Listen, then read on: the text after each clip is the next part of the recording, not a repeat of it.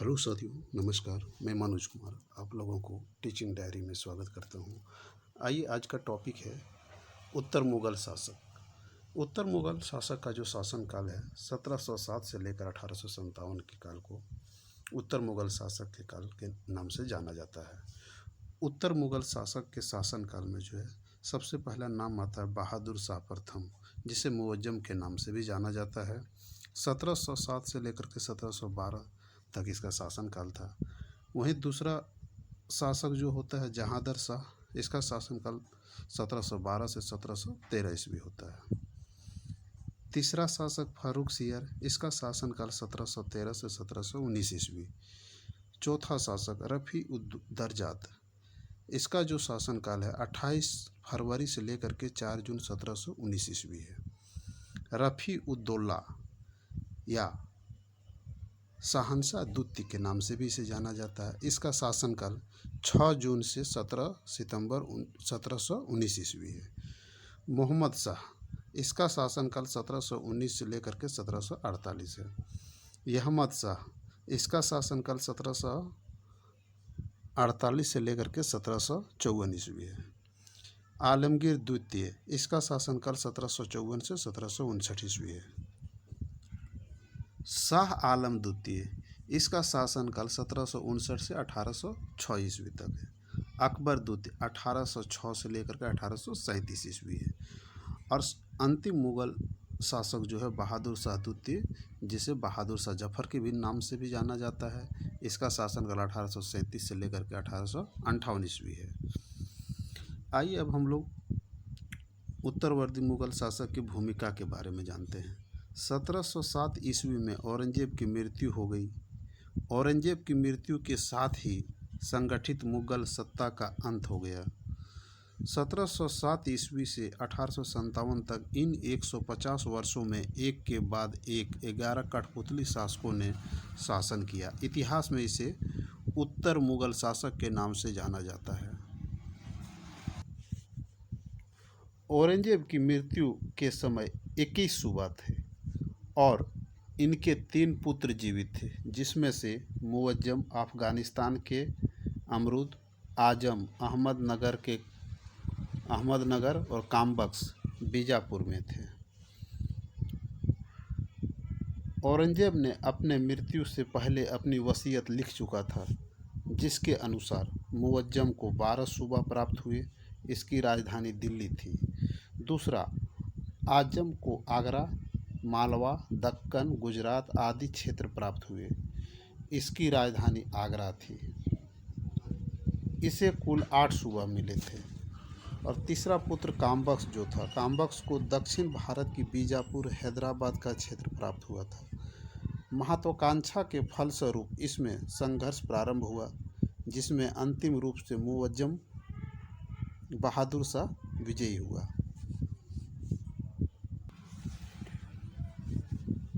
मुअज्जम ने लाहौर में, आजम ने आगरा में और कामबख्श ने बीजापुर में अपने आप को बादशाह घोषित कर दिया, जिसके फलस्वरूप उत्तराधिकार का युद्ध हुआ। जाजाओ का युद्ध 18 जून 1717 ईस्वी को। यह युद्ध बहादुर शाह, मुअज्जम और आजम खान के बीच हुआ। इसमें बहादुर शाह विजयी हुए। इस युद्ध के बाद बहादुर शाह ने आगरा पर अधिकार कर लिया। जाजाओ का युद्ध 18 जून 1707 को मुअज्जम और आजम के बीच हुआ था, जिसमें बहादुर शाह विजयी हुए और इस युद्ध के बाद बहादुर शाह ने आगरा पर अधिकार कर लिया था। बीजापुर का युद्ध 17 जनवरी 1719 ईस्वी में होता है। यह युद्ध बहादुर शाह और कामबख्श के मध्य हुआ, जिसमें बहादुर शाह विजयी हुए। इस युद्ध के बाद बहादुर शाह ने बीजापुर एवं हैदराबाद पर भी कब्जा कर लिया। आइए, बहादुर शाह के प्रथम, जिसका शासनकाल 1707 से 1712 ईस्वी है। बहादुर शाह प्रथम का शासनकाल जो है 1707 से 1712 ईस्वी है। इसका मूल नाम मुअज्जम था। बहादुर शाह का मूल नाम मुअज्जम था। बहादुर शाह प्रथम की उपाधि इसका पहला उपाधि शाह आलम प्रथम था और दूसरा उपाधि जो था साहिब बेखबर। साहिब बेखबर जो था ये इतिहासकार खाफी द्वारा दिया गया था। बहादुर शाह प्रथम गद्दी पर बैठने वाला सबसे पहले वृद्ध मुसलमान शासक था। राजकीय कार्यों में लापरवाही बरतने के कारण इतिहासकार खाफी द्वारा इसे साहिब बेखबर की उपाधि प्रदान किया गया था। गुरु गोविंद सिंह ने उत्तराधिकार के युद्ध में बहादुर शाह प्रथम का साथ दिया था, इसलिए बहादुर शाह ने सिखों के प्रति नरम रुख अपनाया था। बहादुर शाह ने गुरु गोविंद सिंह को 5000 मनसब प्रदान किया। 1708 ईस्वी में गुरु गोविंद सिंह की मृत्यु हो गई। गुरु गोविंद सिंह की मृत्यु के बाद बंदा बहादुर ने सिखों को संगठित किया और पंजाब को स्वतंत्र कराने का प्रयास किया। बंदा बहादुर और बहादुर शाह के बीच लोहगढ़ के किले को लेकर कई बार संघर्ष हुआ। इसने संभा के पुत्र साहू को कैद से मुक्त कर दिया, जिससे ताराबाई और साहू के मध्य गृह युद्ध की स्थिति उत्पन्न हो गई।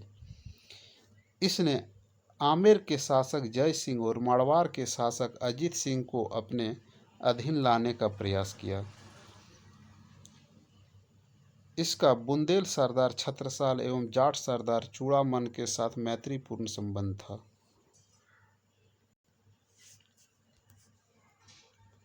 711 ईस्वी में एक डच प्रतिनिधि मंडल जेसुआ केटलर के नेतृत्व में इसके दरबार में आया था।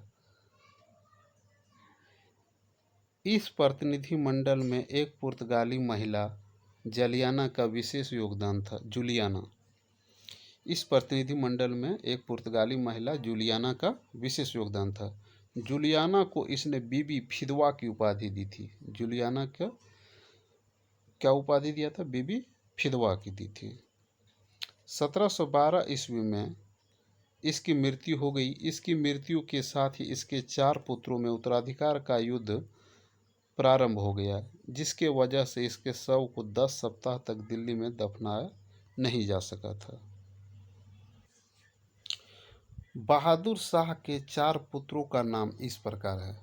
पहला जहादर शाह, दूसरा अजीम उस शान, तीसरा रफ़ी उस शान और चौथा जहां शाह। सर सिडनी ओवन ने इसके संदर्भ में लिखा, यह अंतिम मुगल सम्राट था जिसके संबंध में कुछ अच्छे शब्द कहे जा सकते थे। आइए अगला बादशाह जहादर शाह के बारे में जानते हैं। इसका शासनकाल 712 से लेकर के 713 ईस्वी था। इसने ईरानी सरदार जुल्फिकार खां के सहयोग से दिल्ली के तख्त को प्राप्त किया था।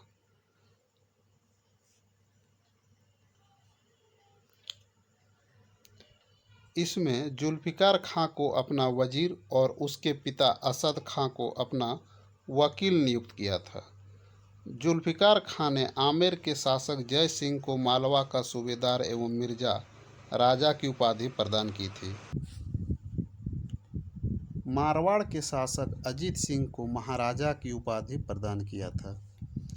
जुल्फिकार खां राज्य की वित्तीय स्थिति सुधारने के लिए इजारा व्यवस्था को प्रारंभ किया था। आगे के कालों में जुल्फिकार खां अपने समस्त अधिकारों अपने एक करीबी व्यक्ति सुबुक चंद्र को सौंप दिया था।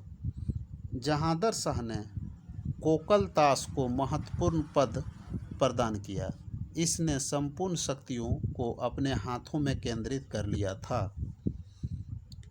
इसके शासनकाल में एक लाल कुंवर नामक वेश्या का अतिशय हस्तक्षेप था।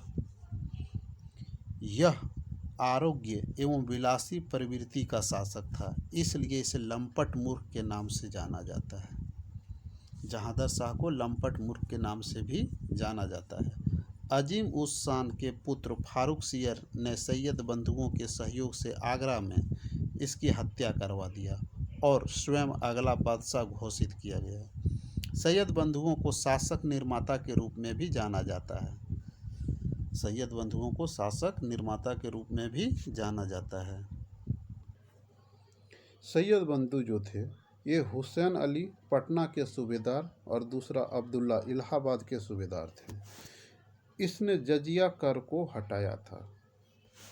अगला शासक जो होता है फर्रुख सियर होता है। इसका शासनकाल 1713 से 1719 ईस्वी होता है। यह सैयद बंधुओं के सहयोग से अगला शासक बना था। इसने अब्दुल्ला खां को अपना वजीर और कुतुबुलमुल्क की उपाधि प्रदान किया था। इसने अब्दुल्ला खां को अपना वजीर और कुतुबुल की उपाधि प्रदान किया था। इसने हुसैन अली को मीर बख्शी का पद एवं अमीर उल उमरा की उपाधि प्रदान किया था।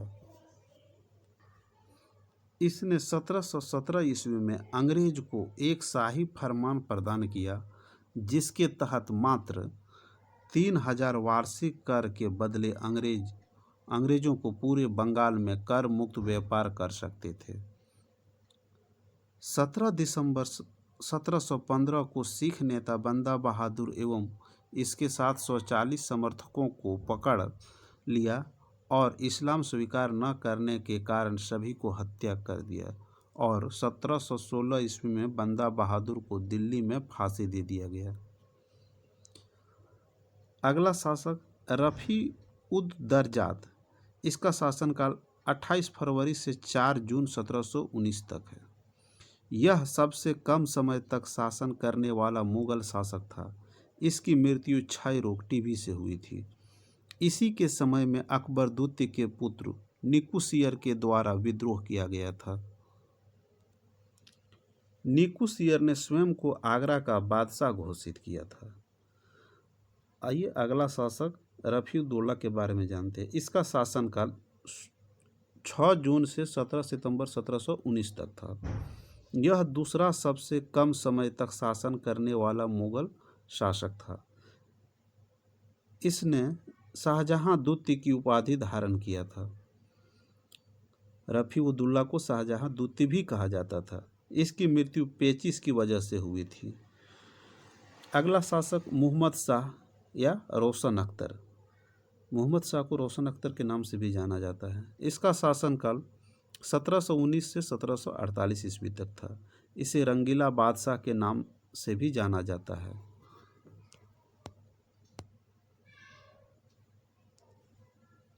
इसी के समय सैयद बंधुओं का अंत हुआ था। सैयद बंधुओं के अंत में मोहम्मद अमीन खां का विशेष योगदान था। मोहम्मद शाह ने इसे अपना वजीर बनाया था। इसी के समय नादिर शाह फारस भारत पर आक्रमण हुआ था। नादिर शाह का आक्रमण इसी के समय में हुआ था। नादिर शाह ने मोहम्मद शाह से करनाल का युद्ध 1739 ईस्वी में लड़ा था। इसी के शासनकाल में मुगल सूबे स्वतंत्र हो गए, जैसे बंगाल में मुर्शिद कुली खां, अवध में सयादत खां, दक्कन में निजामुल मुल्क। इसी के समय बाजीराव प्रथम के द्वारा अपने 500 सैनिकों के साथ दिल्ली तक सफल अभियान किया था। अगला शासक अहमद शाह या आलमगीर के नाम से भी इसे जाना जाता है। इसका शासनकाल जो है 1748 से 1754 ईस्वी है। इसके शासनकाल तक आते आते मुगल अर्थव्यवस्था पूरी तरह से छिन्न भिन्न हो गई थी। सेना को वेतन देने के लिए शाही सामानों को बेचा गया था।